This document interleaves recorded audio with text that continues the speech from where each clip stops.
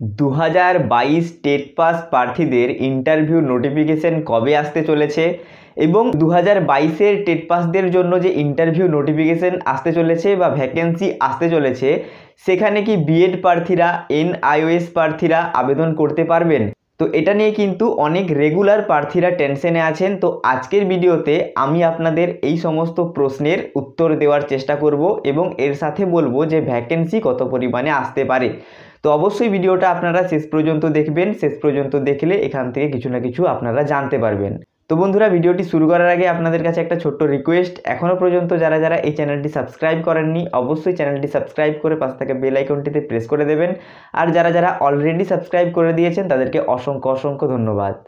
তো বন্ধুরা, প্রথমেই আসি যে 2022 টেট পাস প্রার্থীদের মধ্যে থেকে যারা বিএড এবং এনআইওএস প্রার্থী আছেন তারা কি পরবর্তীকালে যখন ইন্টারভিউ নোটিফিকেশন প্রকাশিত হবে সেখানে কি আবেদন করতে পারবেন? এটা নিয়ে কিন্তু অনেক রেগুলার ডিএলএড প্রার্থী চিন্তিত আছেন। তো 2023 সালের আগস্ট মাসে সুপ্রিম কোর্টের যে অর্ডার, সেই অর্ডার অনুযায়ী কিন্তু 2018 সালের এনসিটিইর যে নোটিফিকেশন যেখানে বলা হয়েছিল যে বিএড প্রার্থীরা প্রাথমিকে যোগ্য, সেই নোটিফিকেশন কিন্তু বাতিল করা হয়েছে সুপ্রিম কোর্টের পক্ষ থেকে।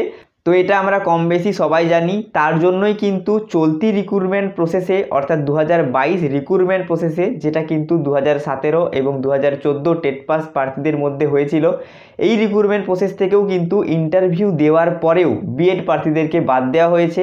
তাই আপনাদের কোনো চিন্তা করার দরকার নেই, বিএডরা কিন্তু প্রাথমিক থেকে বাদ হয়ে গেছে, এটা কিন্তু 100% শিওর। তো আপনারা নিশ্চিন্তে থাকতে পারেন।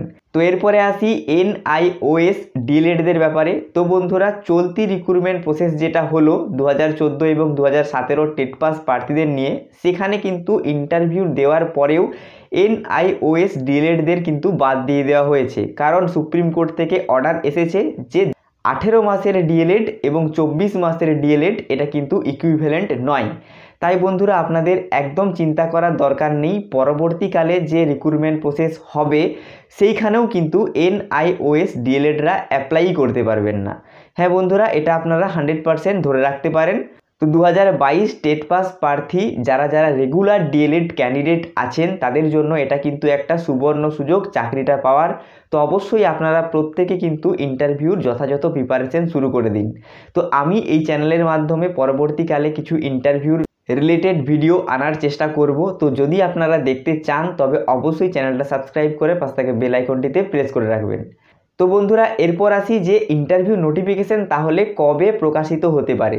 তো বন্ধুরা, চলতি রিক্রুটমেন্ট প্রসেসের এখনও পর্যন্ত কিন্তু কাউন্সেলিং কমপ্লিট হয়নি, সম্পূর্ণ কাউন্সেলিং কমপ্লিট হয়নি। কিছু জনের কাউন্সেলিং হয়ে গেছে, স্টেট লেভেল কাউন্সেলিংটা এখন চলছে। তো এই স্টেট লেভেল কাউন্সেলিং কমপ্লিট হবে, তারপরে কিন্তু ভোট পড়ে যাবে। তো ভোটের পরেই কিন্তু আপনাদের নোটিফিকেশান আসবে। তো আমার মনে হচ্ছে এটা কিন্তু পুজোর আগেই হবে। ইন্টারভিউ নোটিফিকেশান কিন্তু পুজোর ঠিক আগেই প্রকাশিত হবে, সেপ্টেম্বর মাস নাগাদ। তো এইখানে ভ্যাকেন্সি কত থাকতে পারে? তো 20 থেকে 25,000 তবে ভ্যাকেন্সি থাকবে।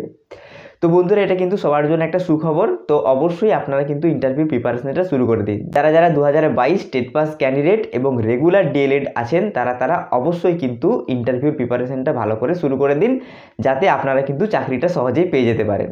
তো অনেকেই কিন্তু টেনশন করছিলেন যে ইন্টারভিউ নোটিফিকেশান কবে বের হবে, বিএডরা এনআইওএস প্রার্থীরা ইন সার্ভিসরা এখানে বসতে পারবেন কি না। তো আজকের ভিডিওটা দেখার পর আপনাদের কিন্তু অনেকটাই ধারণা হয়ে গেছে যে ইন্টারভিউ নোটিফিকেশান কবে আসতে চলেছে এবং এখানে বিএডরা এনআইওএসরা বসতে পারবে কি না। এবং ইন সার্ভিসদের যদি কথা বলি, ইন সার্ভিসরাও কিন্তু কোনো নতুন রিক্রুটমেন্ট প্রসেসে বসতে পারবে না। তো বন্ধুরা, আপনাদের গুরুত্বপূর্ণ মতামত কি এই ব্যাপারটা নিয়ে? অবশ্যই আপনাদের গুরুত্বপূর্ণ মতামতটা লিখে জানাবেন কমেন্ট বক্সে। এবং এই ধরনের প্রাইমারি রিলেটেড যাবতীয় ভিডিও দেখার জন্য অবশ্যই চ্যানেলটি সাবস্ক্রাইব করে পাশে থাকা বেল আইকনটিতে প্রেস করে দেবেন। তো বন্ধুরা, ভিডিওটি শেষ পর্যন্ত দেখার জন্য অসংখ্য ধন্যবাদ।